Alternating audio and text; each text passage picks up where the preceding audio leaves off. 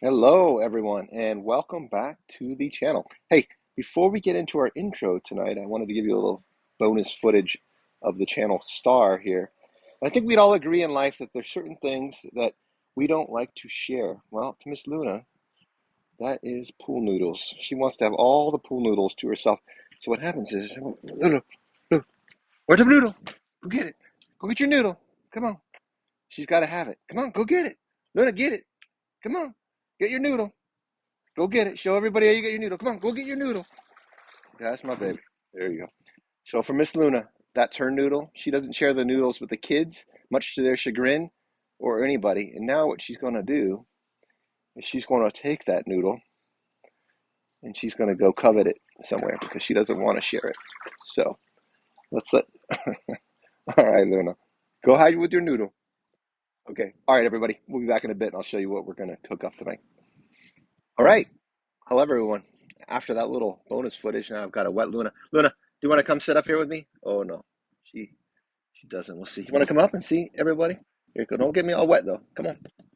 Oh boy. Oh boy. Just sit down. That's my girl. Let's dry off a little bit. All right, we'll let her do that. Hey, welcome back to the channel. Glad you guys made it back. Hope everybody had a great weekend. Happy Father's Day to all those dads out there. I had a great Father's Day weekend. Hung out with some friends and family on Friday. Saw Chris Stapleton in concert. That was pretty cool. Not a massive country fan, but man, the guy can sing, and what a great time with my friends and time well spent. So Father's Day was relaxed, just spending time with the kids, and my mom's birthday went down and visited, and that was tons of fun to spend time with everybody. So yeah, so we're into a new week, and with the new week, well, we got to eat. So what are we cooking tonight? Well, I had some steaks in the oven, and I'm like, I have never done just a simple how to perfectly cook a grilled steak. So I was like, well, that would be fun. Let's do that. My son Elliot loves steak, so he'll be a special treat. We have a little bit of special secrets that are going to go on the steak, and so stay tuned for that. Um, as always, of course, hope everybody is doing great out there, enjoying the summer. Weather is perfect in California, not quite too hot yet, just beautiful and sunny, good swimming weather, and yeah, it's a great summer so far. So, um, thank you. I think I've mentioned it, but I will thank you again. Thank you for coming back to the channel. Appreciate it. If you aren't already and like this type of content, please consider subscribing. Hit that thumbs up button if you like the video and get those notifications. When I bring you guys back, we will show you what we are working with. All right, we'll be back in a bit. Hello, everyone, and welcome back. So, this is what we're working with tonight. So, the star of tonight's show, as you can see in the forefront there, is some beautiful New York strip steaks. And I'm going to tell you a little bit about this. You know, prices for everything right now are crazy, and steaks are absolutely of no exception, pardon me. So what can you do about that? Because you really need a good ingredient. You want to have good ingredients in order to end up with a good final product. How can you get around it? Maybe some of these high costs that we're experiencing right now. Well, what you can do is you can go for maybe a lesser cut, right? We're not talking about a ribeye here or a T-bone. Talking about a New York strip steak. I think this is a great cut of steak. Always tastes really good. You can see we got a lot of marbling going on there. That's that white you see in the meat. That's the distribution of the fat, and that's all going to be taste right there. So that is going to be yummy. You can see in the back there, of course. Wow, where the heck are all the ingredients, Dave? Well, it doesn't take much to take a good steak. It's all about the process, and that's how you're going to end up with a great final product. But going back to the ingredients, you can see we got our fresh cracked pepper and sea salt back there.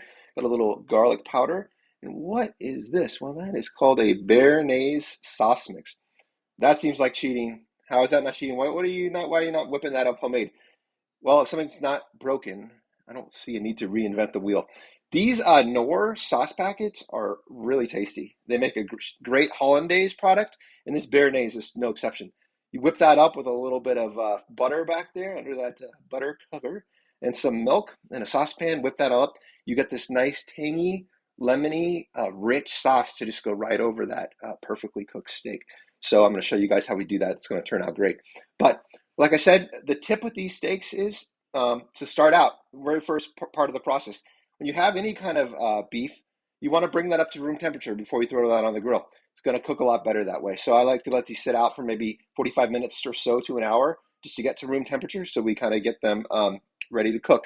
Once we do that, we're going to get our grill to a high heat, and then we're going to sear those. So we're going to lock in that crust that we're going to make with the pepper and salt and garlic.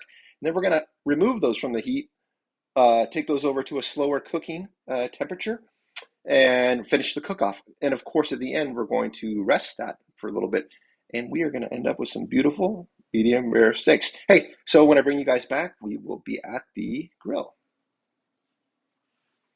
Hey, so I was kind of kidding. One more step before we meet out at the grill. We've got to get these steaks that all the seasonings on there, which is going to give it that nice crust. So let's start out with some fresh cracked sea salt on there.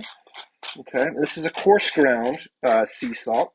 We're going to be very liberal with that because that's going to be good on there. And what that is going to do, like I mentioned, is make a nice crust on the steak, which is what we want. And really, it's that simple. Just these three simple ingredients. Fresh cracked jet. Let it go on there. About that much. And we got some more over here. This one, and there's going to be a little bit of garlic powder on there too, because I like me some garlic. Oh, that's going to be good. Okay, so now what are we going to do with that? Important thing to do, and this might, it's kind of not all that intuitive, but it works really well. We want to just lightly press those that pepper and salt and that garlic salt into the meat. And what that's going to help do, it's going to help make sure that all adheres to that very nicely the way we want it. And that's going to give us that really nice crust that we want.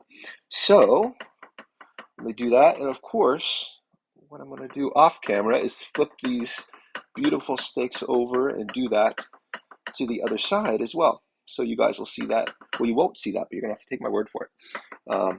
Okay, so let me get that done. And now this time for sure, when you come back, we will be out at that grill. Hello, everyone. See you in a bit. Welcome back. Hey, so as you can see, we've got our charcoal grill, white hot. We've got some white hot coals. We've been preheating that grate. So we should be ready to go. I'd highly recommend, I know a lot of folks have the gas grills nowadays. However, cooking a steak over charcoal, it's just a totally different experience. I think it works a lot better. And so I'd recommend it if you have that capability and you're able to do it. So like I said, we've got our white hot coals. We've got our grate preheated. We're going to get a little of this special Pam on there just to kind of get a little fireball there. We want to get that a little bit of oil on there. Helps the steak not stick, which is good. Now what we've done here with our steaks is I've got the meter device in there, which is the temperature probe. Temperature is very important when it comes to steaks. We're going to sear these over high heat, then we're going to remove them over indirect heat. But however, we want that temperature not to exceed 125 to 130 for a medium rare steak. And remind you that while it's cooking, once you remove that steak from the grill, it's going to continue to cook and the temperature is going to continue to go up. So you have to take that in consideration, which that meter helps you do. So check it out if you haven't heard of that before. So like I said, we're going to throw those on there. Ooh, we've got some grill on there, some sizzle. All right. Woo, buddy. Okay. So we want to go about 30 seconds aside. All I'm looking for here is I want to sear in all that flavor. I want to create those grill marks that we would look for in a really good steak. And so like I said, about 30 seconds, I'm going to rotate them so we get the crisscross marks. And then I'm going to flip them, do the same thing. And then I'm going to remove them from the heat and cover. And then watch closely to that meter because, like I said, I don't want that temperature to go above that level. So I'm going to do this, and when I bring you guys back, we'll be back in. I'll show you how we're going to get this ready. All right, be back in a bit. Okay, guys, and we are back. So what we have here, the star of the show, of course, is this beautiful New York strip, right? And we've paired it with some twice baked potato and a Caesar salad here. But what we really want to see here is we want to see how we ended up here. So we want to just kind of cut this. Oh, man. Cut that. Oh, you can see beautiful. Medium rare, which is exactly what we wanted. I think you guys can see that. That looks perfect in there. Just a nice little pink in the middle. All right. Let's go. Oh my gosh, look at that. That's why you want to use that meter. You get that temperature right, and you end up with a perfect product. Now I'm going to just show you here what we're going to do. We've got this Bearnaise sauce over here. So we're just going to put a little of that like this here. Oh boy, Just a little of that like that. Oh my God. That is going to be so good. So that's what we're working with. When I bring you guys back, I will show you that big bite. Be back in a bit.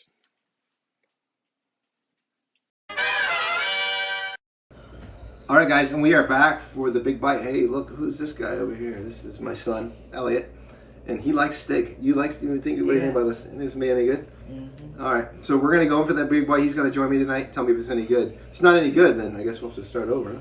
Yeah. Why don't you dive in and see what we got? You get some of that sauce. That sauce is good, huh? Mm. Oh, look at that smile. That's all right, huh? Yeah. Hey, guys, I think we have a success here. Turned out really well. As I mentioned in the beginning, if you aren't already, please subscribe if you like this type of content and want to see more of this guy over here. Hit that thumbs up button and get those notifications, and we will see you in the next time. Son, you ready to eat? Yeah. All right, let's get to it. All right, guys, we'll see you in a bit.